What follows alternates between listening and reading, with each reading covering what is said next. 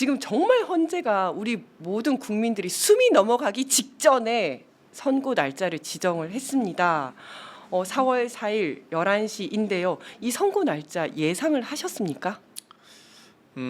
사실 이제 3월을 넘기지 않을 거다 여러 썰들이 있었어요. 3월 맞아요. 14일 선고설, 그러니까 금요일 날 이제 선고할 거라고 많이들 예상을 했고, 그러면 금요일 날 선고한다 했을 때 예전에 이제 이 소위 최후 변론 이후에 보통 선고일 지정이 보통 박근혜 탄핵 심판 때는 11일 이후, 네. 그다음 노무현 탄핵 심판 때 14일 이후였고요. 또 노무현 대통령의 이 탄핵 소추안 가결 이후에는 63일 이후였고 박근혜 대통령 탄핵 소추안 가결 이후에는 91일 이후였기 때문에 63일에서 91일 사이 혹은 또 최후 변론 이후에도 11일에서 14일을 조금 넘기더라도 네. 20일을 넘기지 않을 거라는 예상을 했기 때문에 법리가 또 노무현 대통령 탄핵 때나 박근혜 탄핵 때와는 달리 매우 명쾌하고 단순하기 때문에 법리 논쟁은 좀 별로 이렇게 평의가 길어질 가능성은 낮다라고 봐서 많은 분들이 3월 14일 또 21일 예상했었거든요. 근데 3월 28일을 넘기면서 미궁 속으로 빠져 들어갔고요. 네. 제 개인적인 생각으로는 이 문영배, 이미선 두 헌법재판관의 임기가 4월 18일까지였기 때문에 4월 4일 또는 11일 선고할 텐데 그 다음 주 한 13일 주는 이제 퇴임 앞둔 이 헌법재판관들 일주일 정도 휴가를 가거든요. 그렇기 네. 때문에 4일 또는 11일인데 제 예상은 어찌되건 4월 4일 선고일 경우에 인용, 4월 11일 선고라면 저는 기각 가능성이 좀 있다고 봤어요. 근데 다행히 4월 4일 날 하게 됐고, 그 이유는 이제 4월 11일 만약 판결 선고를 한다면 그건 이제 두 재판관의 퇴임 직전까지도 밀려서 하는 네. 거기 때문에 평의가 제대로 이루어지지 않았을 가능성이 매우 높다고 봤기 때문에 4월 4일이라고 봤고요. 4월 4일 되는 걸 보면서 인용 가능성이 매우 높구나. 네, 사실 네. 지금 여러 법조계의 의견으로는 저도 법사위에 있다 보니까 이 기각으로는 지금 아마 이 여러 판결문을 쓸 수가 없기 없을 때문에 것이다. 법리 구성이 안 되기 때문에 기껏해봐야 각하 정도 쓸 수 있을 텐데 네. 각하로 쓴다 할지라도 각하라고 쓰기에는 평의 기간이 너무 길었기 때문에 네. 각하로 쓸 거였으면 평의를 이렇게 오래 안 했겠죠. 진작했지. 네. 시작했겠죠. 그렇기 네. 때문에 이만큼 숙성되고 평의를 길게 이 법리 구성을 많이 했다는 것은 또 완벽성을 높였다는 얘기이기 때문에 저는 8대0 인용을 거의 확신하고 있습니다. 네. 4월 4일 이제 선고 기일이 지정된 것만 보더라도 8대0 기각이 인용일 가능성이 높다. 네. 이런 말씀하셨는데 저는 이재명 대표님 그 선거법도 무죄를 확신했어요. 그래요. 네. 네. 다른 분들이 이제 이게 이제 이 법조인들의 한계가 있는데요. 법조인들은 이제 워낙 이 판례나 네. 여러 법리를 많이 또 따지다 보니까 물론 법리를 저희도 이 법조인이 아니어도 따질 수 있잖아요. 네, 근데 네. 그런 걸 하다 보니까 1심과 2심의 여러 가지 이 판결이 뒤집어지기에는 그 뭐 너무 극단적으로 뒤집어지지 않는다라는 그런 선례들이 많이 맞아요. 있어서 네. 벌금 80만 원 이런 맞아요. 예상을 하더라고요. 네네. 근데 저는 만약 이게 법리적으로 기억과 표현이 내가 잘 모른다 혹은 내가 조작했다고 느끼거나 아니면 내가 협박받았다고 느끼는 것에 대해서 이걸 유죄로 선고하게 되면 예를 들면 제가 다른 이제 방송에서도 얘기했지만 제가 윤석열 정권 무능합니다 이렇게 했는데 아닌데 유능한데라고 하면서 저를 고발 그렇죠. 가능한 거예요. 네. 제가 무능하다고 생각하는데 그렇죠. 네. 그리고 이태원 참사 왜 이렇게 무책임합니까? 네. 라고 하는데 아닌데 책임질 거 다 졌는데 재난기본법상 해야 될 역할을 다 했는데 라고 주장하면서 또 저를 고발할 수 있는 맞습니다. 거거든요. 그러면은 앞으로 그 어떤 정치인이 또 어떤 기자가 기사를 쓰며 이 정견을 발표하겠습니까? 저는 그런 판결이 만약 유죄로 내려진다면 우리 대한민국 사회의 표현의 자유, 양심의 자유, 언론 출판의 자유가 다 제한되기 때문에 그 정도 판결을 고법에서 하지 않을 거라고 봤거든요. 사실은 꼭 변호사 라이센스가 있어야지만 저희가 법 해석이 가능한 건 아니잖아요. 그렇기 맞습니다. 때문에 저도 법학 여러 가지 학교 다닐 때도 열심히 공부하긴 열심히까지 아니지만 공부하긴 했었지만 네. 네, 저는 이거 논리 구성이 안 된다고 봤어요. 네. 사실은 2심 결과를 보면서 저도 이것이 가장 상식에 부합하는 판단이다 이런 생각이 들더라고요. 그러니까 정말로 모든 공소 사실이 이렇게 되어 있지 않습니까? 이재명은 A라고 했는데 그거는 B라는 뜻이야. 그런데 B는 거짓말이야. 그렇죠. 이런 식으로 다 검찰이 자의적으로 이재명 대표의 발언을 자의적으로 해석을 하고 만들어내서 거기에 대한 판단을 했더라고요. 근데 그것이 다들 이번에 바로 잡힌 거죠. 그랬다는 생각이 들고 그래서 어쨌든 4월 4일이어서 인용일 것이다 말씀을 하셨는데 지금 인터넷에 보면 그 인용 그 4월 4일 날짜와 관련된 이야기들이 되게 많이 나와요. 예를 들면 사자가 죽을 사잖아요. 거기에다 11시가 이게 자축인묘 진사오미의 사시래요. 4월 4일 사시 해가지고 사자가 세 개니까 죽을 수밖에 없다. 뭐 이런 얘기도 있고 뭐 또 4월 4일 또 11시가 한문으로 1, 11이어서 합치면 왕이니까 왕이 죽는다. 뭐 이런 뜻도 있고 한식에 죽으나 청명에 죽으나 같다 이런 표현 아시죠? 네. 근데 4월 4일이 청명이라는 거예요. 그럼 언제 죽더라도 죽는다. 뭐 이런 표현들이 있더라고요. 어쨌든 가장 중요한 것은 어떤 결과가 나올지인데 우리 의원님은 그러면 이번에는 인용이 확실하다. 네. 그것도 8대 0. 뭐 11시가 왕이 죽는 날, 뭐 왕이 네. 죽는 시간 이런 말도 있고요. 또 네. 지금 이번에 현재 여러 선고 시간을 보면 10시에 선고했던 것들은 대부분 다 기각이 됐고요. 그래요. 11시에 선고됐던 거, 그러니까 예를 들면 노무현 대통령 탄핵 때만 해도 10시 선고였어요. 네. 그때는 기각됐고요. 11시는 박근혜 대통령 때 선고 시간이 11시였는데 그때 인용이 됐죠. 네, 네. 그래서 저는 11시 선고라는 건 인용 가능성이 매우 높다고 봅니다. 네. 뭐 그걸 그러니까 물론 시간으로 뭐 법리 구성을 하는 건 아니지만 아니 정말 법만으로는 무조건 인용인데 법만 가지고 결정이 안 될 것 같으니까 온갖 이제 상황들을 다 고려를 하는 것 같아요. 이제 김건희 여사가 여러 다섯 개 명산에서 굿을 벌이고 있다는 아. 썰 같아서 여러 썰들이 있는데 이놈의 무속 다, 정권 진짜. 무속은 믿지 마시고요. 네. 국민의 선택과 국민의 맞습니다. 바람을 믿는 게 제일 좋은 것 같습니다. 맞습니다. 그런데 지금 국민의힘이나 혹시 대통령실 쪽의 분위기는 좀 어떤지 아시나요? 언론을 통해서 나오는 거 보면 국힘 쪽에서는 뭐 기각 각하될 거다 뭐 이렇게 얘기를 하는데 국힘 기조가 좀 바뀌긴 했어요 지금. 그래요? 네네 바뀌긴 했고 제가 느끼는 바로는 분위기가 매우 안 좋은 것으로 들리고 네. 있습니다. 여러 기자를 통해서도 듣고 있는데요. 상당히 안 좋은 걸로 알고 있어요. 그러니까요. 사실 우리는 어저께 4월 4일 11시에 선거할 거다라고 기일 지정을 하는 순간 야 신난다를 했잖아요. 사실은 지금까지 불안해 한다라고 했으면서도 신나했는데 지금 국힘에서는 빨리 선거 기일 지정하라고 막판에 막 얘기를 하다가도 어제 보니까 분위기가 그렇지 않더라고요. 농성 천막 안에 있는 국회의원들 보니까 다들 그냥 약간 장례식 분위기? 별로 이야기를 하지 않는 사실 그런 조금 분위기더라고요. 저희도 불안했던 게 그제 이제 법사위가 열렸어요. 법사위가 열렸고 그 과정에서 이 헌재 사무처장님이 출석을 하셨고요. 네. 거기에서 여야 의원들이 모두 질타가 이어졌는데 그 질타의 주요 내용은 저희 대부분 이제 민주당은 빨리 선고해라는 네. 질의가 많고 국민의힘은 대부분 다 여러 가지 내란 혐의가 성립하지 않고 헌재가 너무 정치적 판결하는 거 아니냐라는 압박 수위를 높이는 과정이었는데 그제 법사위에서 느낌은 그 국힘에서마저도 네. 선고를 많이 하라는 쪽으로 이 재촉을 하더라고요. 그래서 네, 뭐지 쟤들이 무슨 정보가 있나라고 생각이 들었었는데 약간 네. 불안하긴 했거든요. 근데 다행히 딱 어제 선고일이 발표되고 나서는 확실히 국민의힘 분위기는 침울한 것 같아요. 네. 확실히 네. 네. 뭐 그런 건 있습니다. 네. 네.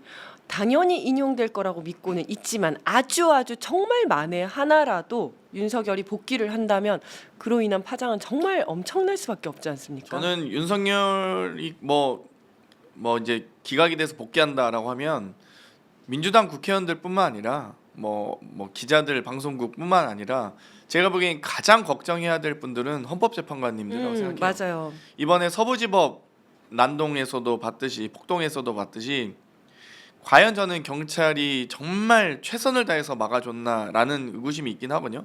물론 폭도들이 너무 그 정도까지 예상치 못하게 하긴 했지만 하지만 저는 그래도 입구에서까지 끝까지 좀 방어를 해주셨어야 되지 네, 않을까. 네. 실제로 경찰관들도 많이 다치셨고 네.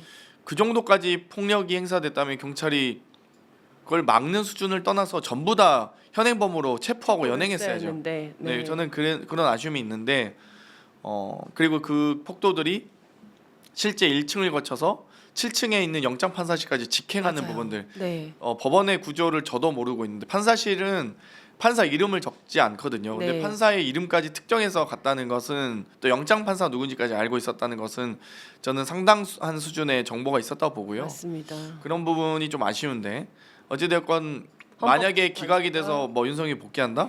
그럼 폭도들이 헌재로 진입하지 않는다는 보장이 없고 진입하는 과정에서도 글쎄요 윤석열이 헌재를 열심히 방어해줘라고 경찰에 지시를 할까? 라는 생각이 들어요 솔직히. 그래서 저는 오히려 헌재가 더 위험한 상황이 되지 않을까 네. 그런 생각이 들고요.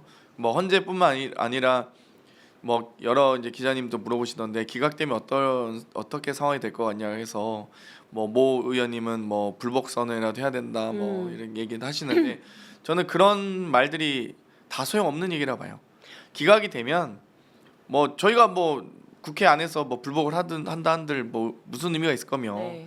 뭐 대정부질을 한다 한들 무슨 의미가 있겠습니까? 지금 다 2차 계엄에 대비해야 되고 아마 모든 군과 경찰을 다 동원해서 뭐 어떤 형태로든 다 탄압을 시작할 거기 때문에 저는 그때의 그 대한민국의 혼란은 상황은 대한민국 붕괴 직전으로 갈 거라고 보고 있어요. 저도 진짜 바로 2차 계엄 할 것 같거든요. 왜냐하면 본인이 계엄을 했던 이유가 명태균인데 그게 전혀 해결되지 않았고 오히려 더 올라간 상황이잖아요. 거기다가 본인의 내란죄 수사까지도 있으니 이제 다시 계엄을 해서 모든 걸 군법에 의해서 군사법원으로 옮겨서 자기가 하려고 하겠죠. 그래서 저는 정말 만약에 만에 하나라도 기각이 된다. 국회의원님들은 바로 국회로 가셔야 된다. 국회에서 혹시 그거 보시나요? 국회에서 봐야죠. 네, 국회에서 당연히. 보셔야 될 것 같습니다.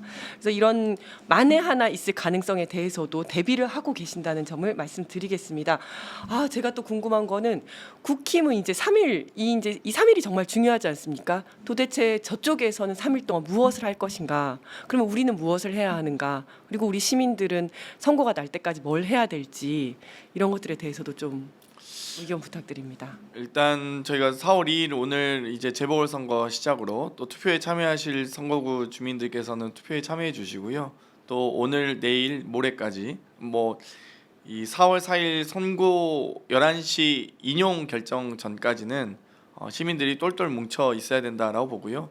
지속적으로 이 뭐 방송인 언론이나 또 유튜브를 통해서 현재 시시각각 변해가는 상황을 예의주시해 주셨으면 좋겠습니다. 아마 파면이 된다 할지라도 지금 보수 극우 커뮤니티에서는 뭐 헌재로 가자, 국회로 가자, 뭐 세이브 코리아인가요? 뭐 네. 온갖 이런 극우 집회들이 난무하고 있는데 제가 보기에는 제가 상식적으로 봤을 때는 파면 결정이 나면 거기도 아마 동력을 상실할 거라고 네. 보긴 해요.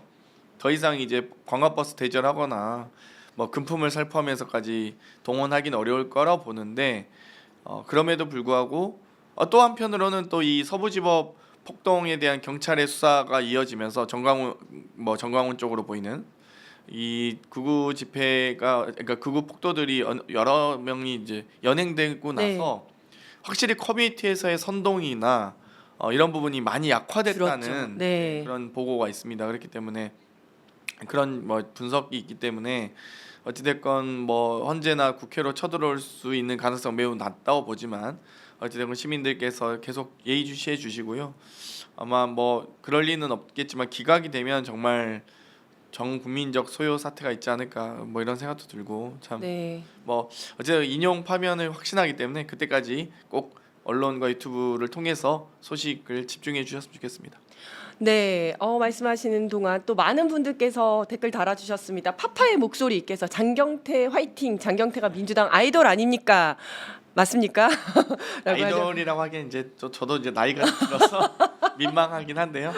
네, 마스코트 정도 하겠습니다. 아우, 뭘 또 진지하게 또 대답을 하세요. 거기에 그냥 한 소리씩. 감사합니다. 네, 법이씨님께서 구독했습니다. 장경태 파이팅. 강윤호님께서도 장경태 의원님 응원합니다라고 하셨습니다. 네, 그리고 네, 또 이제 최상목 한덕수 파면.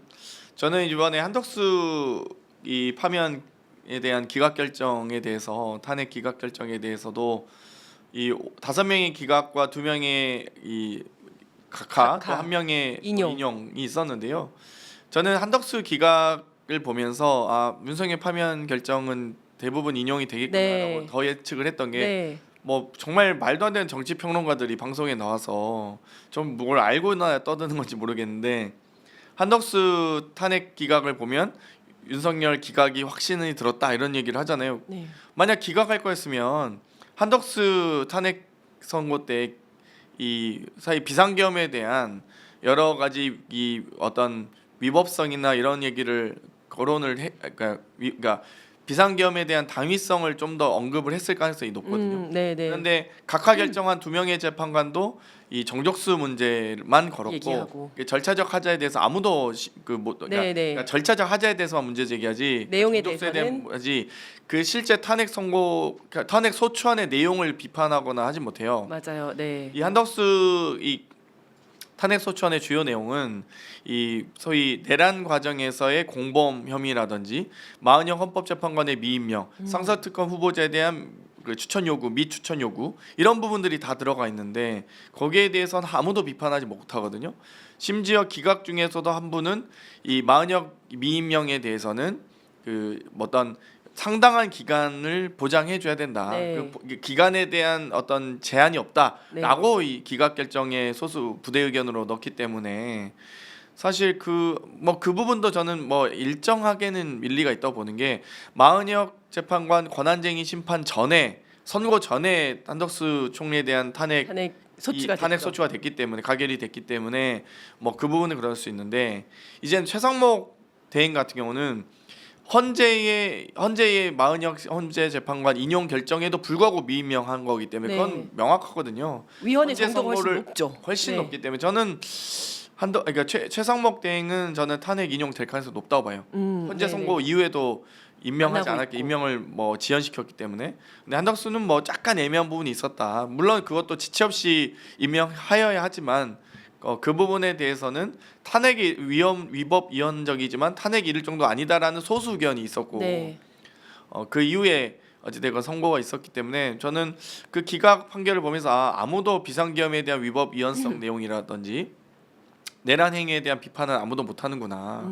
그렇기 때문에 이 한덕수는까지는 그 밑으로는 내란의 동조 방조로는 나중에 이 아마 헌재의 판결은 형사 재판을 통해서 다투고 내란 행위의 수개는 인용을 해야 되겠구나. 네. 그 근거 자체가 뭐 내란 행위에 대한 이 수개만 이 헌재에서 다룰 예정이구나라는 생각이 들었어요. 나머지 내란 행위에 내란 죄로 처벌하는 그 나중에 주동자 또는 이 부안해동 했던 사람들은 다 형사 재판에서 처벌받도록 할 예정이구나 이런 생각이 들었습니다. 저도 한덕수 총리의 그 탄핵 기각 결정문을 보면서 이제 굉장히 기분은 나빴지만 이렇게 쫙 벌어지다니 각하까지 나오다니 기분은 나빴지만 어쨌든 그거 보면서 윤석열은 파면이 되겠다 이 생각이 들었어요. 왜냐하면 한덕수 그 결정문 내용 중에 어떤 게 있냐면 마은혁 재판관을 임명하지 않은 것은 위법이다, 위헌 위법이다. 그리고 그 정도도 가볍지 않다. 물론 중대하지만 중대하다라고 하면 안 되니까 가볍지 않다라고 표현을 한 것 같아요.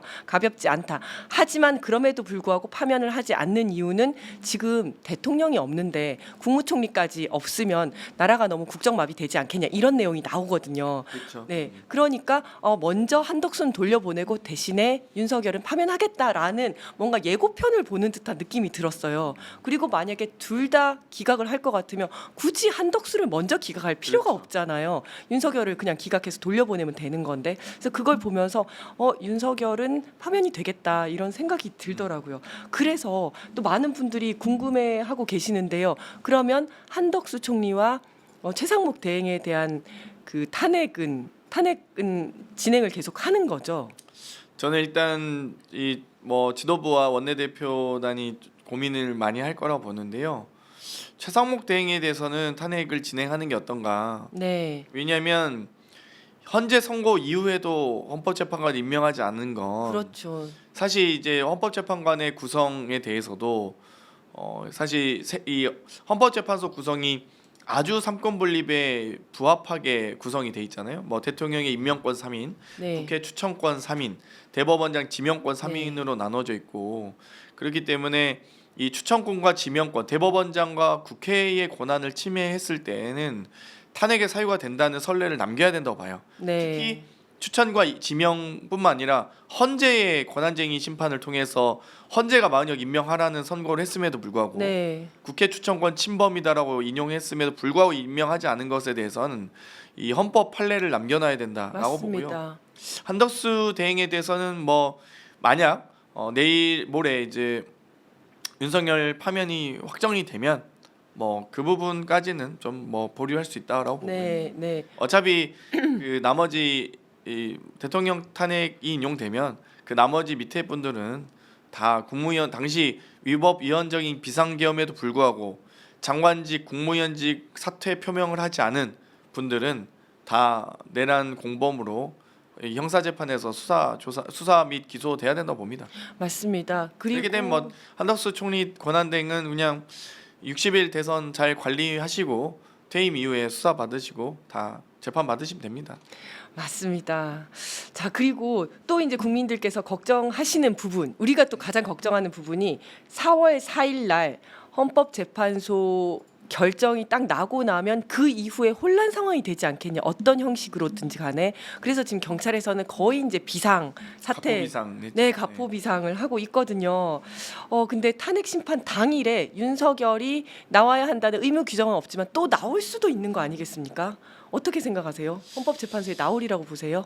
뭐 마지막 지푸라기라도 잡는 심정으로 나올 수도 있긴 한데요. 근데 그동안 사실 탄핵 심판의 선고 당일날 피의 청구인이 출석한 적은 사례는 거의 없었죠. 없죠. 거의 네, 없죠. 한덕수 총리마저도 없었고. 네, 그렇기 때문에 저는 윤석열 씨가 뭐 나오지 않겠다라고 예상은 하지만 또 모르죠. 이제 워낙 현재 재판관들을 압박하기 위한 수단으로 네, 나올 수도 있다고 봅니다. 워낙 그러니까 저는 이 일기 대표 그러니까 최고위원을 하면서 일기 지도부를 하면서 느꼈던 게 윤석열 정권은 정말 그동안 정치권에서 사용하지 않는 초식 정말 처음 보는 이 행태를 너무 많이 보였거든요. 네, 이명박보다 악랄하고 박근혜보다 무능한 형태를 많이 보여왔기 때문에 저는 뭐 이번에 또 이례적으로 출석을 또 예고하면서 헌재를 압박하지 않을까라는 생각이 듭니다. 뭐 여러 그럴 또 수도 본인이 있어요. 임명장을 전달했던 재판관들에 대해서 뚜려져라 쳐다보면서 너가 나한테 어떻게 그럴 수 있어? 그쵸. 라는 레이저를 발사할 수도 네. 있고요. 근데 부디 어찌됐건 이 파면되는 과정에서 마지막 품위마저도 아우, 손상하지 않길 바랍니다. 그러니까요. 정말 뭐 그 전날 갑자기 또 메시지를 낸다든지 아니면 어쨌든 이 판을 한번 흔들어 보려고 마지막까지 발악을 하지 않을까. 뭐 마찬가지로 탄핵 소추안이 가결되기 전날 갑자기 대국민 기자회견하면서 맞습니다. 뭐 국민을 바라보고 정치하는 게 아닌 뭐 지지자들과 네, 극우 지지자들과 유튜브 잘 보고 있다 이런 정말 솔직히 허접한 대국민 담화 같지도 않은 네, 그런 기자회견을 할 바에는 네. 안 하는 게 나은데 모르죠. 또 금요일날 헌재를 압박하기 위해서 목요일날 갑자기 긴급 기자회견을 저는 내일 할 수도 있을 거라고 내일 할 수도 보죠. 있다 봅니다. 네. 내일 뭐 오후에 또 갑자기 또 모두 다 헌재로 모여주십시오 국민이라고 할 수도 있죠. 정말 아니, 아니, 이 저는 그런 행위 자체가 다 마이너스 소유죄에 해당을 한다. 해당하죠. 소유죄고 네, 내란 선동. 나중에 내란 선동이죠. 그렇기 네. 때문에 뭐 헌재 판결을 압박하기 위한 모든 수단을 다 강구할 거라고 봅니다. 마지막까지 발악을 할 것이다. 저도 그렇게 생각을 하는데요. 정말 제가 이제 경찰과 경호실 쪽에 알아보면 윤석열이 출석을 할까봐 너무 걱정을 하더라고요. 왜냐하면 출석을 하는 순간 이 경비와 경호가 훨씬 더 단계가 높아져야 되는 거거든요. 또 본인이 가만히 갔다 가만히 올 리가 없지 않습니까? 선동을 하러 가는 거지 않습니까? 그래서 제발 좀 가만히 있었으면 좋겠다. 정말로 이제 경찰과 경호처의 공무원들조차도 그런 얘기를 하더라고요. 마지막 수단이라고 생각하고 아마 내일 오후쯤 헌재로 모여달라는 기자회견하고 출석할 수도 있다고 봐요. 그리고 출석하는 과정도 아주 선전선동에 능하게 네, 예를 들면 뭐 굳이 내려도 되지 않을 곳에 내려서 그렇죠. 걸어서 헌재를 들어간다든가 아이고, 뭔가 퍼포먼스가 끔찍하다. 다 보이겠죠. 그 구속 취소됐을 때 마치 카퍼레이드 하듯이 내려가지고 네. 인사하고 하지 않았습니까? 자기가 무슨 정말 개선장군, 올림픽에서 뭘 금메달 잘했다고. 딴, 네. 그러니까 무슨 이렇게 반성하면서 두부라도 먹든지 해야 되는데 구속 취소가 무슨 무죄 판결 받은 줄 알았어요 저는. 그러니까요. 그것도 구속 기간을 시간으로 산입하는 정말 뭐 맞습니다. 경찰 공무원으로 오래 계셨으니까 네. 잘 아시겠지만 해방 이후 처음입니다. 말도 안 되는 얘기잖아요. 윤석열만을 위한 해석이죠. 그런 다음에 다시 문 닫지 않았습니까? 그리고 앞으로는 나서 다시 날수다. 바로 검찰에서 날수로 계산하라고 그러니까요. 지침 내리고. 네, 참. 정말 지기현, 심우정 이런 사람들은 전 징계 받아야 될 것 같은데 전 심우정 총장은 무조건 탄핵했어야 보는데 탄핵해야 될 것 같습니다. 박성재 법무장관과 조지호 경찰청장 같이 탄핵을 하거든요. 네, 네. 저는 그날 검찰총장이 왜 빠졌는지 도대체 이해가 가지 않아요. 왜냐하면 방첩사령관이 네.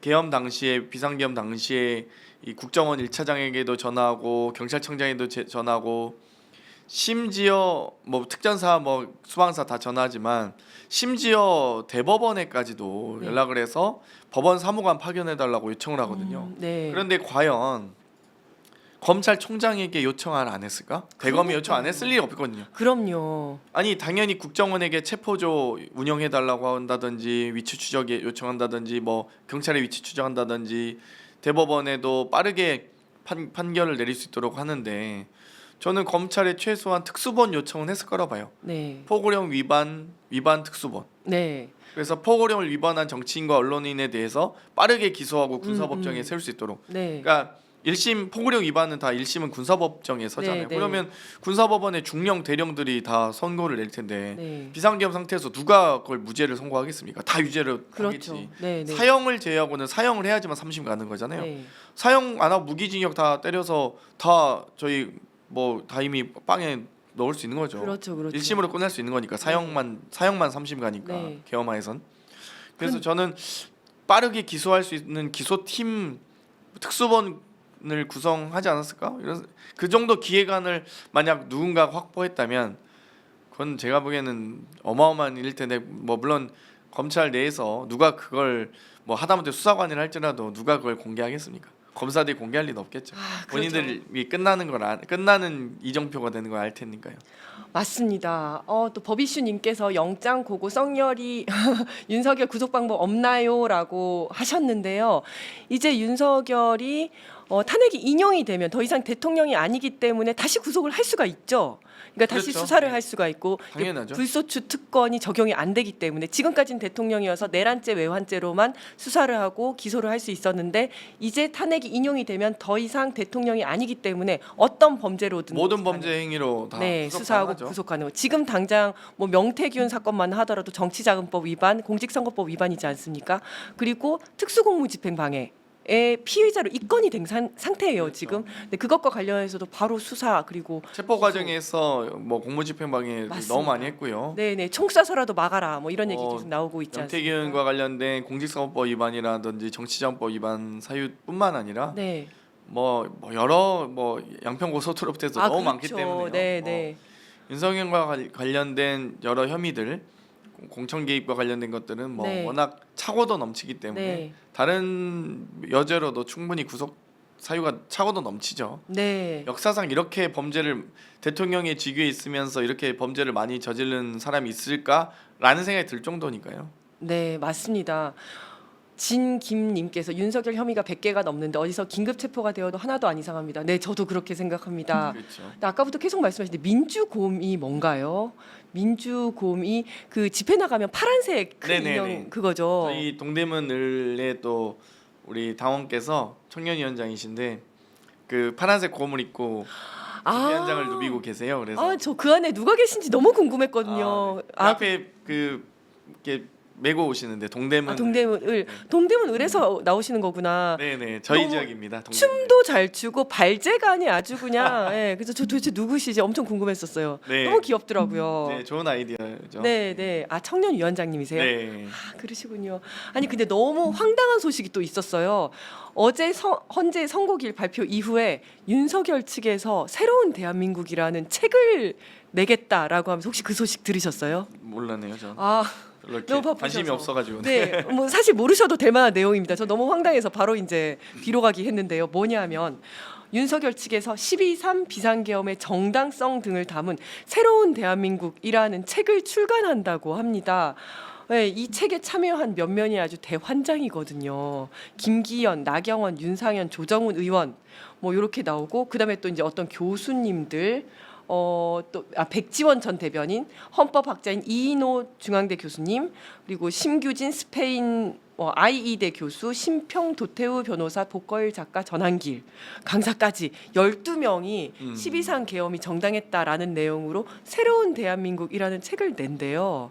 그런데 10일부터 이 책을 이제 예약을 받는다라고 하면서 어저께 그걸 그 알렸거든요. 명단이 뭐 정계 은퇴할 분들 명단. 그러니까요. 이거 순장조 아닙니까? 그러니까 약간 순장책인데요. 뭐 네. 예를 들면 2016년 당시에 박근혜 대통령 탄핵을 극렬하게 반대했던 분들 중에 네. 지금 국회에서 보이는 분들은 없어요. 그러니까 심지어 주호영 지금 현재 국회 부의장님께서 네. 권성동 뭐 이런 분들 다 근데 탄핵에 앞장섰던 분들 아닙니까? 네. 그런 분들이 지금까지 살아 계신 거죠. 그렇죠. 근데 지금 좀 보니까 거기에 또 이렇게 권영세 뭐 권성동 이런 분들은 또 안 계시네요. 빠졌어요. 예. 그러게요. 빠지고 김기현, 나경원, 윤상현, 조정훈 의원 이분들은 어떤 정치적 이해를 가지고 이거 뭐 정치적 이해관계 맞지 않을 것 아마 같은데. 제가 보는데 파면이 인용되면 네. 그 책 출간 안 할 못할 수도 있을 것 같아요. 이름을 빼달라고 하는 분이 그렇죠. 있을 수 있어요. 그럴 것 같아요. 예. 이거 아닌데. 이게 잘못 역사에 잘못 남겠는데. 그렇죠. 예, 그럴 것 굳이 같아요. 네. 그러니까요. 아니 그래서 이분들이 뭐 나경원 의원 같은 경우에는 서울시장 나올 건데 혹시 내부 경선에서 극우의 힘을 빌리려고 그러나라고 생각을 해도 이게 저는 국민의힘이 국으로 가명할수록 더 좋다고 생각하는 게요. 네. 응원해드리고 싶어요. 그런 아, 책 네. 출간도. 네. 그래서 저희가 이 유권자층은 이렇게 이제 이렇게 가운데가 뭉툭한 형태인데 중도가 네. 가장 뭉툭하고 중도 진보 중도 보수가 뭉툭한 가장 인원수가 많은 형태인데 국민의힘이 정말 이 중간에 있는 많은 유권자 많은 국민들을 버리고 포기하고 등지고 계속 오른쪽으로 국으로 가겠다. 간다면 감사한 일이죠. 네, 저희가 더 거기까지 이렇게 다 많은 유권자들을 포용하고 네, 민주당에서 저희가 책임지겠습니다. 하면 그러니까 예전에 제가 이거를 이제 그 55년도 일본 정치 체제를 빗대어서 많이 설명을 드리는데 과거에 55년 총선 당시에 일본의 자유당, 사회당, 민주당이 있었어요. 근데 일본의 이제 중도가 민주당이었고 보수가 자유당, 진보가 사회당인데 55년 일본 총선에서 사회당이 2당으로 등극을 해요. 네. 그러면서 이 일본도 소선거구제를 채택하고 있기 때문에 일본의 민주당 또 자유당에서 많은 우려가 컸죠. 사회당이 사실상 이제 민주당을 위협한 수준이었고 자유당은 이미 3당으로 전락했었고 네. 그러면서 이제 일본의 민주당 인사들이 자유당과 통합을 이끌어내거든요. 그러면서 이 일본 자민당의 탄생을 이끌어내고 자민당이 거의 뭐 70여 년 가까이 계속 장기 집권을 하죠. 네. 60여 년 정도 네. 장기 집권을 하면서 2009년에 일본의 입헌민주당이 이제 일본의 민주당이 이 정권 교체를 하기 전까지는 장기적으로 집권을 하는데 저는 뭐 일본의 자민당이 좋다 말다를 떠나서 그 모델을 그대로 우리 민주당도 좀 따라하면 어떨까? 우리가 중도 진보와 중도 보수를 모두 다 아우르는 민주 개혁 세력으로서 자리매김을 하고 좌측에는 뭐 조국혁신당이나 진보당이나 녹색당이 막 깡총깡총 뛰어놀게 하고 극우 정당으로 국민의힘 뭐 영남 자민련 정도로 아니 영남도 아니에요. 제가 보면 TK 자민련 정도로 전락시키고 제가 보기에는 불경의 유권자들 분들도 상당히 합리적이신 분들이 많기 때문에 저는 충분히 민주당을 지지할 가능성이 매우 높다고 보거든요. 그래서 저는 아마 뭐 오사카 유신회 정도 되려나 이런 생각이 들더라고요. 국민의힘 오사카 유신회 정도로 전락하면 저희는 뭐 우린 자민당 모델로 가도 될 것 같다라는 생각이 들었습니다. 아니 근데 본인들이 그 길로 가고 있어요 지금 스스로 정말 중도를 버리고. 세이브코리아 많이 홍보해 드려야겠는데요. 그러니까요. 그분 거기에 이름을 올린 정치인들은 아마 23대 국회에서 못 볼 것 같은데요. 안녕 멀리 안 나간다 말씀을 드리겠습니다. 네 그리고 지난 월요일에 열린 법사위 이야기 좀 더 나눠보겠습니다. 그때 김정원 헌재 사무처장이 출석을 하셨었고 의원님께서 그 처장에게 헌재의 조속한 선고를 강력하게 촉구를 하셨었죠. 그래서 그 덕에 바로 또 다음 날 이 선고 길이 잡힌 거 아닌가 이렇게 생각을 제가 하는데요. 헌재 한가합니까 그랬죠. 그죠. 헌재 한가합니까? 민주당 스나이퍼. 네. 다른 분들이 너무 빨리 선거하십시오 이렇게 하는 것도 이제 중요하지만 이 정치적 메시지는 국민의 뇌리에 남아야 되거든요. 그래서 저도 빨리 선거하십시오라고 이제 촉구를 어떻게 해야 될까라고 고민하다가 지금 전 국민이 이렇게 매일 밤마다 집회하고 매주 주말마다 사실 저희도 힘들지만 국민의힘 지지자도 힘들 거야. 지금 나오려면 매번 그뭐 돈이 들잖아요. 멀리서 또 네, 버스 차로 타고 또, 오려면 예. 힘드실 거예요. 의자도 아마. 깔아야 되고 거기 의자도 정광훈 목사마저도 지금 돈 뭐한 없어, 한 없어. 번에 한 번씩 할 때마다 그러니까. 10억씩 든다면서요. 아이고. 지금 100억은 넘게 쓰실 때 힘드실 거야 아마. 돈 없어. 그래서 예. 전 국민 힘드시고 피곤하고 정말 대한민국 경제는 더 침체되고 맞습니다. 나락으로 빠지고 있고 뭐 이런 와중에 또 최상목 우리 경제 수장이라는 사람은 미국채에 미국. 투자하고 자빠졌고 아유, 정말 맞습니다. 이런 말도 안 되는 일이 있는 거죠. 그러니까 그러다 보니까 헌재 촉구를 빠르게 하기 위해서 헌재 지금 이렇게 다 전 국민이 고통받고 있는데 한가하시냐 이렇게 말씀드렸고요. 한가하다는 표현이 좀 아프셨나 이런 생각이 들긴 하더라고요. 그러실 수 있죠. 예.